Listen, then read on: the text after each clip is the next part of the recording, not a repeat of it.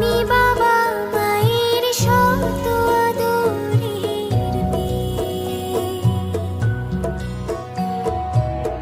আমি বড় হই সকলের ভালোবাসা নিয়ে, আমার দু চোখে অনেক স্বপ্ন থাকে, আমি পড়ালেখা শিখতে চাই।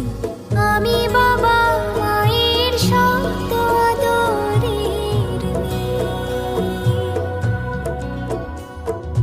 যদি চার দেয়ালের মাঝে কাটি সারা জীবন, তাহলে থাকবো শুধু বোঝা হয়ে।